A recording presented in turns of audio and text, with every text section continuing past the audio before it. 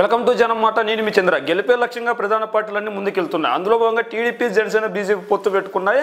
YSR Congress party సింగిల్గా వస్తుంది. అయితే 175 నియోజకవర్గంలో వైఎస్ఆర్ కాంగ్రెస్ పార్టీకి ఎటువంటి ఇబ్బంది లేదు. ఎందుకంటే వైఎస్ఆర్ కాంగ్రెస్ పార్టీ సింగిల్గా వస్తున్న నేపథ్యంలో ఖచ్చితంగా ఒకే పార్టీ అభ్యర్థి ఉంటాడు కాబట్టి. కానీ టీడీపీ, జనసేన, బీజేపీ పరిస్థితి అలా కాదు. బీజేపీ టికెట్ ఇస్తే టీడీపీ, జనసేన సహకరించే పరిస్థితి ఉండదు. జనసేనకి టికెట్ ఇస్తే టీడీపీ, బీజేపీ సహకరించే విధంగా ఉండదు. అదేవిధంగా టీడీపీ కనుక టికెట్ ఇస్తే బీజేపీ, జనసేన సహకరించే విధంగా ఉండదు. మరి ఇదే నేపథ్యంలో ఒక నియోజకవర్గంపై ప్రధాన పార్టీలన్నీ ఫోకస్ పెట్టి ముఖ్యంగా వైఎస్ఆర్ కాంగ్రెస్ పార్టీ గెలిపే లక్ష్యంగా ముందుకు తీసుకుపోతుంది. ఆ నియోజకవర్గం ఏదంటే ఆ నియోజకవర్గంలో మాజీ ముఖ్యమంత్రి తనయుడు ఇప్పుడు పోటీలో ఉన్నాడు. అంటే మాజీ ముఖ్యమంత్రి తనయుడు పోటీలో ఉన్నాడు. ఈ పక్క వైఎస్ఆర్ కాంగ్రెస్ పార్టీ తరఫున ఒక అభ్యర్థి పోటీలో ఉన్నారు. అంటే ఇప్పటికే మీకు అర్థమైపోయింది ఆ నియోజకవర్గం తెనాలి నియోజకవర్గం. తెనాలి నియోజకవర్గంలో గెలుపోవటం ఏ విధంగా ఉన్నాయి, గత చరిత్ర ఏంది, మొత్తం ఒకసారి మనం విశ్లేషించే ప్రయత్నం చేద్దాం. మనం 2014 విషయాలకు వస్తే 2004 విషయానికి వస్తే మనకు 2004లో ఖచ్చితంగా అప్పుడు కాంగ్రెస్ పార్టీ, టీడీపీ పార్టీ ప్రధానంగా పోటీలో ఉన్నాయి. 2004లో టీడీపీ, కాంగ్రెస్ పార్టీ పోటీ ఉంటే కాంగ్రెస్ పార్టీ తరఫున నాదన్ల మనోహర్ పోటీలో ఉన్నాడు. అంటే ఖచ్చితంగా 53,000 ఓట్లు వచ్చినాయి నాదన్ల మనోహర్కి. 53,000 ఓట్లు వచ్చినాయి నాదన్ల మనోహర్కి. మరి ఉమా గారికి ఎన్ని ఓట్లు? 40,000 ఓట్లు వచ్చాయంటే దాదాపు 13,000 ఓట్లతో మెజార్టీ సాధించింది కాంగ్రెస్ పార్టీ ఆనాడు. అంటే 2004లో 13,000 ఓట్లతో మెజార్టీ సాధించింది. అంటే టీడీపీ పార్టీకి 2004లో 40,000 ఓట్లు షేరింగ్ వచ్చాయన్నమాట. అంటే చెప్పుకోదగ్గ ఓట్లు టీడీపీకి ఉన్నాయి ఇక్కడ. మరి అదేవిధంగా 2009 విషయాన్ని 2004 ఎలా ఉంటే 2009లో ఏ విధంగా ఉందని మనం చూద్దాం ఒకసారి. 2009లో కూడా ప్రధాన పార్టీలుగా 3 పార్టీలు నిలిచాయి. అంటే ఇక్కడ త్రిముఖ పోరు ఏర్పడింది. అప్పుడు ప్రజారాజ్యం పార్టీ రూపంలో. ప్రజారాజ్యం పార్టీ వచ్చిన తర్వాత ఖచ్చితంగా ఇక్కడ నాదన్ల మనోహర్ గారికి 61,000 ఓట్లు వచ్చాయంటే గతంలో కింటే ఓట్ షేరింగ్ పెరిగింది నాదన్ల మనోహర్కి. అదేవిధంగా ఆళ్లపాటి రాజా గారికి 58,000 ఓట్లు వచ్చాయి. మరి ఈయనకు కూడా ఓట్ షేరింగ్ బాగా పెరిగింది. అంటే ఇక్కడ ఓట్లు నమోదు చేసుకున్న శాతం కూడా పెరిగింది. పీఆర్పీకి వెంకటరామేష్ గారికి ఇక్కడ 37,000 ఓట్లు వచ్చాయి. అంటే ఇక్కడ పీఆర్పీ బలంగా ఉంది. అంటే ఇప్పటి జనసేన పార్టీ అనుకోండి ఒక రకంగా. అంటే టీడీపీకి 58,000, కాంగ్రెస్ పార్టీకి 61,000, పీఆర్పీకి 37,000. అంటే ఇక్కడ ప్రధాన పార్టీలు త్రిముఖ పోరు ఏర్పడింది. తర్వాత 2014లో కానీ 2019లో కూడా ఇండివిజువల్గా ఎవరికి వాళ్ళే పోటీ చేశారు. 2014లో టీడీపీ, జనసేన, బీజేపీ పొత్తుతో వచ్చిన తర్వాత ఇక్కడ పరిస్థితి ఏ విధంగా ఉందంటే ఖచ్చితంగా ఇక్కడ ఓట్ షేరింగ్ చూసుకోవచ్చు. మనకి 58,000, 37,000, 61,000 అంటే అప్పుడు ఖచ్చితంగా టీడీపీకి ఎడ్జ్ ఉంటుంది. ఎందుకంటే ఇక్కడ ఆళ్లపాటి రాజేంద్ర ప్రసాద్ గారు టీడీపీ తరఫున పోటీలో ఉన్నారు 2014లో. 2014లో ఆళ్లపాటి రాజేంద్ర టీడీపీలో నుంచి పోటీ ఉంటే ఇక్కడ ఆళ్లపాటి రాజేంద్ర గారికి 93,000 ఓట్లు వచ్చాయి. మరి అదే శివకుమార్ గారికి అంబస్తని శివకుమార్ 74,000 ఓట్లు. అంటే 74,000 ఓట్లతో వైఎస్ఆర్సీపీ అంటే తన ఓట్ మార్క్ని బాగా పెంచుకుంది గతంలోకి. అంటే ఇక్కడ టీడీపీకి 93,000 ఓట్లు వచ్చాయి. 93,000 అంటే వైఎస్ఆర్సీపీకి 74,000. అంటే ఖచ్చితంగా ఇక్కడ టీడీపీ అభ్యర్థి గెలుపొందారు. అంటే గతంలో 2 సార్లు కాంగ్రెస్ పార్టీ గెలుపొందింది. తర్వాత 2014 ఎన్నికల్లో కాంగ్రెస్ పార్టీ నుంచి పోటీ ఇవ్వలేకపోయింది కాబట్టి అప్పుడు కాంగ్రెస్ ఓట్ బ్యాంక్ అంతా వైఎస్ఆర్ కాంగ్రెస్ పార్టీకి మళ్ళింది. వైఎస్ఆర్ కాంగ్రెస్ పార్టీకి మళ్ళిన తర్వాత వైఎస్ఆర్ కాంగ్రెస్ పార్టీ ప్రధానంగా పోటీ ఇచ్చి ఖచ్చితంగా చెప్పుకోదగ్గ ఓట్లు వచ్చి తనకంటూ ఒక ఇమేజ్ని పెంచుకుంది తెనాలి. అంటే కాంగ్రెస్ పార్టీ గెలుచుకున్న ఓట్లన్నీ వైఎస్ఆర్ కాంగ్రెస్ పార్టీకి మళ్ళీ. మరి ఇదే నేపథ్యంలో 2014 విషయానికి వస్తే 2014లో 3 పార్టీలు త్రిముఖ పోరు ఏర్పడింది. ఇక్కడ త్రిముఖ పోరు ఏర్పడిన తర్వాత ఇక్కడ 2019లో త్రిముఖ పోరు ఇక్కడ మళ్ళీ 2019లో త్రిముఖ పోరు ఏర్పడింది. ఇక్కడ మనం 2019 త్రిముఖ పోరు చూసుకున్నట్లయితే శివకుమార్ గారికి 94,000 ఓట్లు వచ్చాయి. 94,000 ఓట్లు వచ్చాయి శివకుమార్ గారికి. అదేవిధంగా ఆళ్లపాటి రాజేంద్ర గారికి 76,000 ఓట్లు వచ్చాయి. ఇక్కడ మనం చూసుకోవచ్చు ఆళ్లపాటి రాజేంద్ర గారి ఓటు బ్యాంక్ తిరగబడింది. 78,000 ఓట్లు వచ్చాయి. మరి అదేవిధంగా నాదన్ల మనోహర్ గారికి జేఎస్పీ నుంచి పోటీ చేసిన అతనికి 30,000 ఓట్లు వచ్చాయి. దాదాపు అంటే ఇంకో 1,000 తక్కువ 30,000 ఓట్లు వచ్చాయి. అంటే ఖచ్చితంగా టీడీపీ, జనసేన, బీజేపీ ఓట్లు కలిపితే ఇక్కడ 1,06,000 ఓట్లు 1,06,000 ఓట్లు టీడీపీ, బీజేపీ ఓట్లు టీడీపీ, జనసేన ఓట్లు 1,06,000 ఓట్లు. టీడీపీ, జనసేనకు వచ్చిన ఓట్లు 1,06,000 ఓట్లు 1,06,000 ఓట్లు దాదాపు 1,00,000 ఓట్లు వచ్చాయి ఎవరికి? టీడీపీ, జనసేన కలిపి. మరి వైఎస్ఆర్ కాంగ్రెస్ పార్టీ అభ్యర్థికి 94,000 ఓట్లు వచ్చాయి. అంటే ఈ లెక్క ప్రకారం చూసుకున్నా మరి 2 పార్టీలు ఈ లెక్క ప్రకారం చూసుకున్నా ఇక్కడ 2024 వచ్చేసరికి ఖచ్చితంగా టీడీపీ అభ్యర్థి కాకుండా జనసేన అభ్యర్థి ఇక్కడ పోటీలో ఉంటున్నారు. అంటే టీడీపీ, జనసేన, బీజేపీ పొత్తు పొత్తులో వస్తున్నాయి, వైఎస్ఆర్ కాంగ్రెస్ పార్టీ మాత్రం సింగిల్గా వస్తుంది. అయితే ఇక్కడ గెలుపోవటంలో ఎలా ఉంటాయి 2024 అంటే గతంలో 2019 ఎన్నికలు మనం చూసుకున్నట్లయితే ఈ రెండు పార్టీలకి ప్రధానంగా 1,60,000 ఓట్లు వచ్చాయి. మరి ఇప్పుడు అక్కడ శివకుమార్ గారికి 97,000 ఓట్లు వచ్చాయి. మరి 97,000 ఓట్లు వచ్చిన అభ్యర్థి గెలుస్తాడు, 1,60,000 ఓట్లు వచ్చిన అభ్యర్థి గెలుస్తాడు అంటే మనం ఒకసారి విశ్లేషణ చేస్తాం. 2024 ఎన్నికల్లో ప్రధానంగా రెండు పార్టీలు పోటీ పడతాయి. ఇక్కడ జనసేనను, తర్వాత నాదెండ్ల మనోహర్ గారు, జనసేన పార్టీ తరపున నాదెండ్ల మనోహర్ గారు, వైఎస్ఆర్సీపీ తరపున శివకుమార్ గారు. మరి వైఎస్ఆర్సీపీ తరపున శివకుమార్ గారు పోటీలో ఉన్నారు, జనసేన తరపున ఉన్నారు. అంటే ఇక్కడ ఆలపాటి రాజా గారు బాగా బలమైన వ్యక్తి, సీనియర్, టీడీపీని కాసుకున్న వ్యక్తి. ఇలాంటి వ్యక్తికి గతంలో 76,000 ఓట్లు వచ్చాయి. మరి నాదెండ్ల మనోహర్ గారికి 29,000 ఓట్లు వచ్చాయి. మరి 29,000 ఓట్లు మరి 76,000 ఓట్లని నా ఆలపాటి రాజేంద్ర గారు ఏపిస్తారంటే ఖచ్చితంగా డౌట్. ఎందుకంటే ఖచ్చితంగా తెనాలిలో నాదంటే నాది సీటు, ఖచ్చితంగా టీడీపీ బలంగా ఉంది, గెలిచే అభ్యర్థికి సీటు ఇవ్వాలి అని అక్కడ ర్యాలీ చేశారు.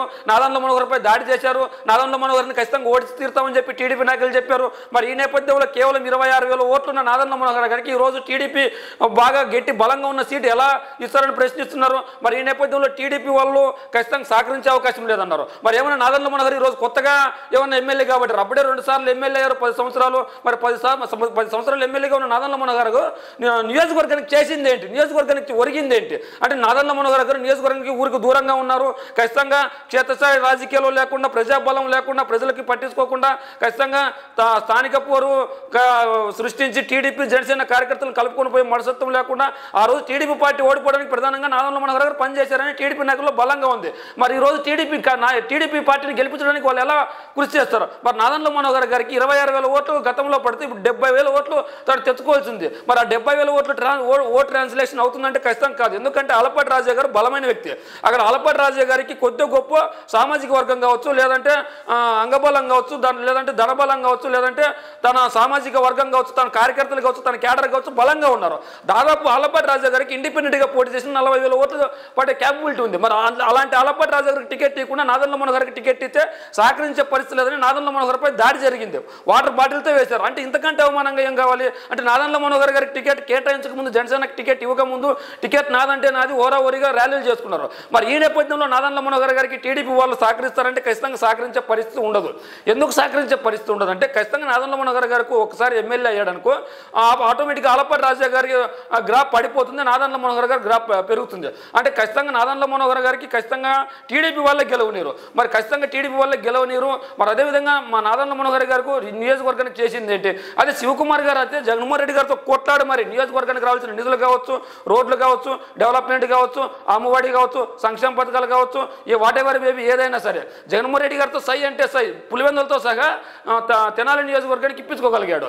ఈరోజు తెనాలి నియోజకవర్గం రాష్ట్రంలోనే అభివృద్ధి చెందిన ఒక నియోజకవర్గాలు ఇదొకటి. మరి అంతగా శివకుమార్ గారు అలా పని చేసుకుంటూ పోయారు. అదేవిధంగా కేవలం అవి మాత్రమే చేశాడంటే నిత్యం ప్రజల్లో ఉంటాడు, ప్రజాబలం ఉంది, ప్రజా ఆకర్షణ ఉంది. ప్రజలకు ఏ సమస్య వచ్చినా కూడా ప్రభుత్వం సహకరించకపోతే వ్యక్తిగతంగా సహకరించి ఖచ్చితంగా ప్రతి ఒక్కరిని మాట్లాడించుకుంటూ ముందుకెళ్తున్నాడు. అదే ఈ నేపథ్యంలో ఖచ్చితంగా జనసేన, టీడీపీ, బీజేపీ పొత్తుతో వచ్చినా కూడా వైఎస్ఆర్సీపీని ఓడించే పరిస్థితి లేదు.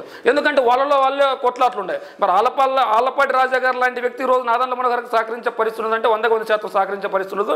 మరి శివకుమార్ గారు ఖచ్చితంగా గెలిచే అవకాశం ఉంది. ఎందుకంటే ఇక్కడ దాదాపు 50% ఓట్లు ఎస్సీ, ఎస్టీ, బీసీ 65 నుంచి 70% ఓట్లు ఎస్సీ, ఎస్టీ, బీసీ మైనారిటీ ఓట్లు ఉన్నాయి. మరి నా ఎస్సీ, నా ఎస్టీ, నా బీసీ ఓట్లు 70% ఓట్లు ఉంటే ఇక్కడ మరి ఈ 70% ఓట్లని ఖచ్చితంగా వైఎస్ఆర్ కాంగ్రెస్ పార్టీ ఖాతాలు వేసుకుంటుంది. ఈ 70% ఓట్లుండే ఎందుకు ఈ 70% ఓట్లతో వైఎస్ఆర్ కాంగ్రెస్ పార్టీ తన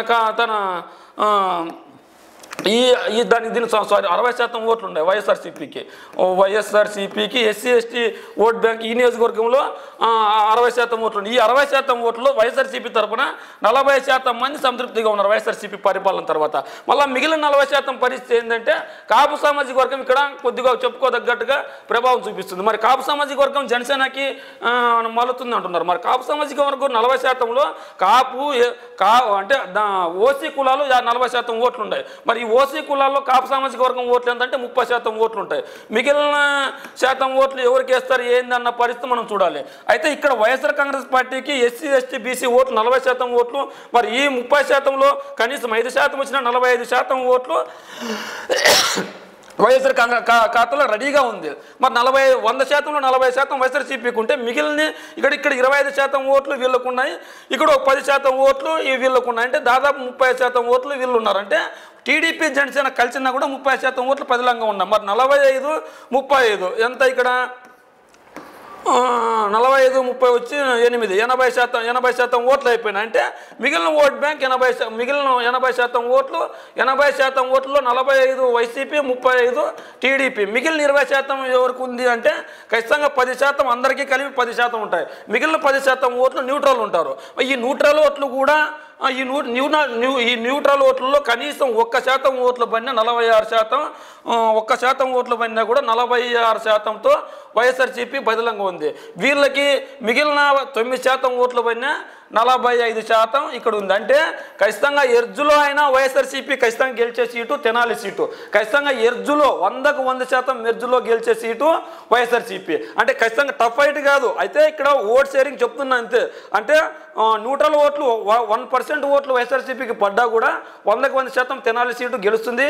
మరి మా రీసెర్చ్ మా టీం తెనాలి నియోజకవర్గంలో తిరిగినప్పుడు ఖచ్చితంగా శివకుమార్ పరిపాలన కావచ్చు, వైఎస్ఆర్సీపీ అధినాయకుడు జగన్మోహన్ రెడ్డి గారి పరిపాలన కావచ్చు, ఈ ఇద్దరి పరిపాలనపై సంతృప్తిగా 100% ప్రజల్లో 90% మంది ప్రజలు సంతృప్తిగా ఉన్నారు.